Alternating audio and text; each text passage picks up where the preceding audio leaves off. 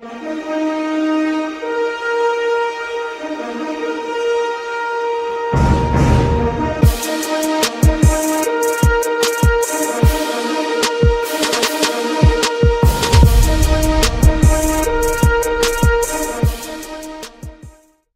guys, what's going on? It is LostInPlace, and I wanted to bring to you guys today a little story time with Lost. Now, this is a series I used to do a while back where I share some of my life experiences with you guys, and it's been way too long since I've done that. And there's one story that in particular I wanted to share with you guys I was reminded of recently, and I think you're going to enjoy this. So this is basically the most epic prank fail that I've ever experienced.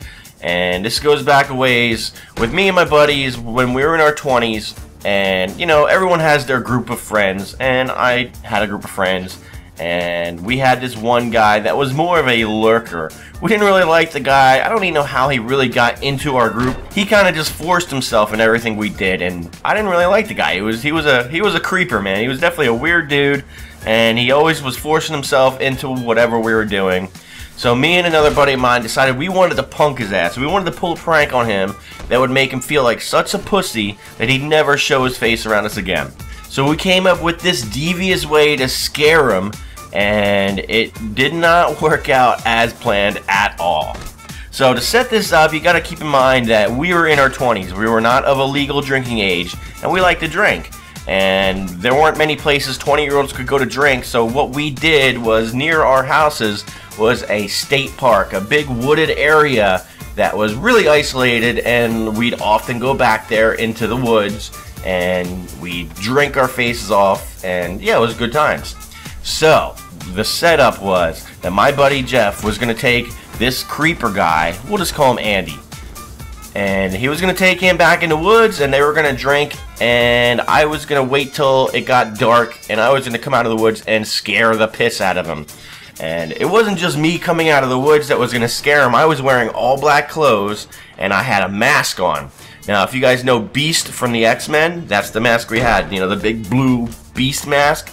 Even took spray paint and painted it all black, so everything was all dark black. This crazy Beast monster thing, and that was my role. So me and my buddy Jeff the day before went to the spot in the woods to plan out the prank. And there's the one parking area where we drive our cars and park, and there's a little open area, and that's where they'd sit and drink.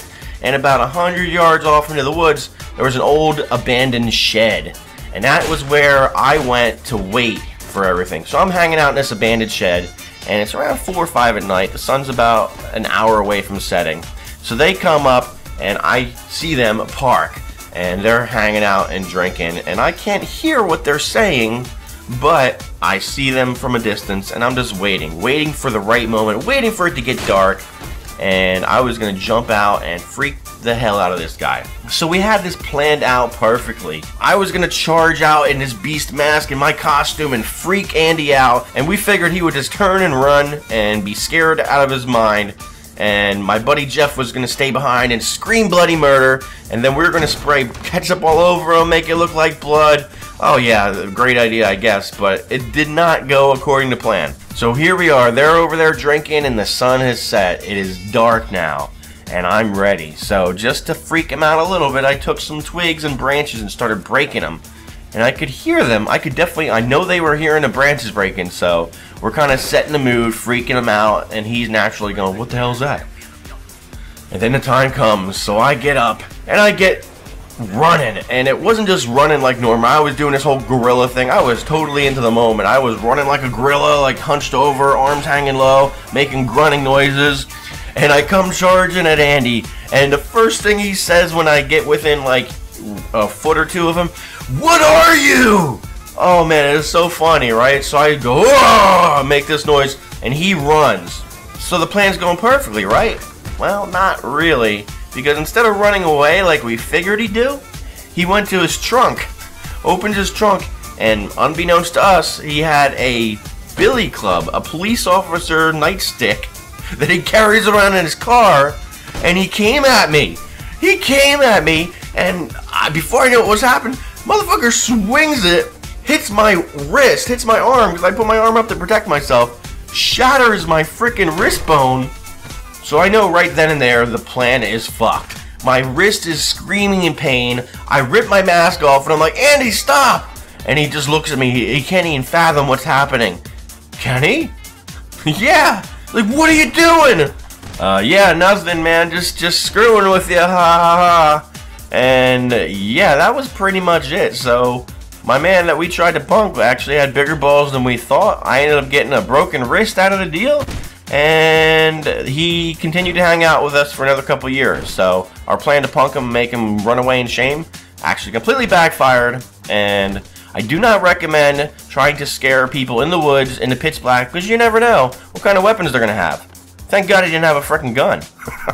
So I hope you guys enjoyed the story. Make sure you do comment below, and would love to see 1,000 likes on this video. Can we get that to happen? Let's do it, guys. I'm LostInPlace, and I'm out of here.